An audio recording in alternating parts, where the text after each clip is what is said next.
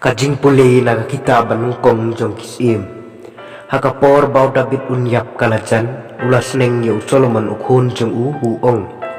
Ngalajan ban leit kumbalong karukom ya kaperthai baro. To long ubakhlai pen I ba pilong rangba bato sumar ya kam jong trai ublei jong pi. Takabayaj haka linti jong bataka barak hi ki an jong ki hukum jong ki adong jong bat ki jingpenyaj jong kumbalat ho haka ain Moses khnang baphin ruman mha kat haka bapi le bat kat shabapi phai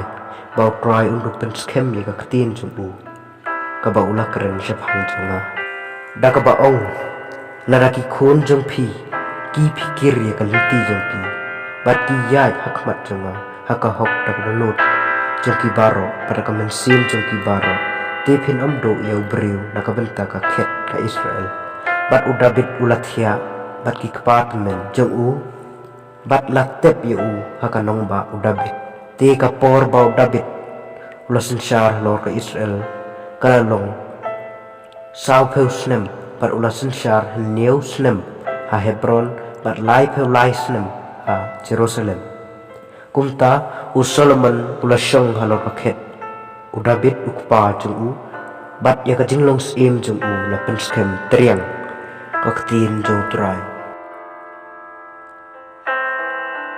Jingpule na gospel bukhot katkum Markus. Hakata kapor Jesu ula khot sha yiki khat armut kisenran bar ula sedang ban pha yiki armut ban ula ai haki yakabor halor ki min sem bom khot ula hukum yaki ban omra na kabenta ka jinglai dan ti jongki lai tang uding do lemne ruti lemne yarong lemne pisa haki sai pan jongki henry ban phong ki juti bat ban omphong artli ki sopti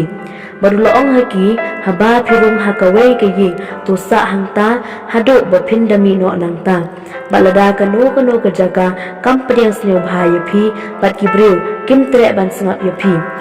haba phimino nangta to kan there upumpum ubadan haki kijat jongphi batkan salong ka sakhi persha yiki